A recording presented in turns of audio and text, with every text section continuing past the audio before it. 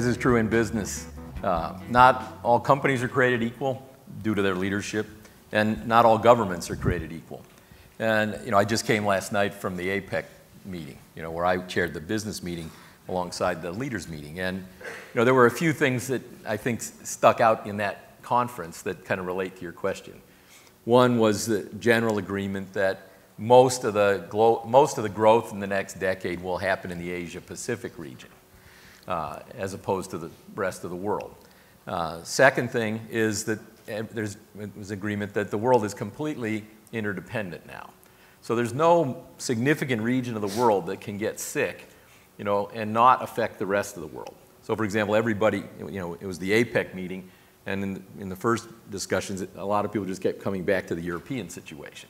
Saying, with Europe being the largest export market for China, if Europe goes in the tank, China can't maintain its growth rate at the at the necessary level, no matter how good it is in the rest of the region. So, and I think relative to the comments this morning, this interdependency is something that's a principal factor you have to consider now, and wasn't a principal factor in decades before.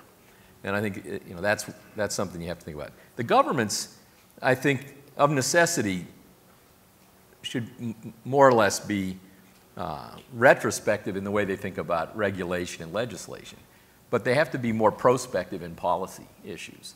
And one of the last thought, PwC did a survey that they published at the APEC meeting. And they looked at where all the CEOs around the world were planning to make their biggest investments in the next 5 to 10 years. And of course, the US gets a lot because it's a big market. China gets a lot because it's high growth. And the next biggest country in 3 out of the 5 sectors that they looked at was investment was Singapore, which is about the smallest country. Well, we've heard an awful lot about Singapore here. Well, the reason is Singapore, I think, is a place, as Scott mentioned this morning, where they have focused from the beginning on great governance. And you start to see the accumulative effects of their focus on governance and how it has outdistanced, what's happening in sort of the great democracies where... I mean, governance as practiced by them is not what we kind of think of. It's sort of autocracy, right? I mean no, government of Singapore is not really that democratic, right? No, I think one of the things that you have to start thinking about is a different kind democracy is how you put the people in the seats, versus other ways of putting people in the seats. Each country gets to pick how it wants to do that.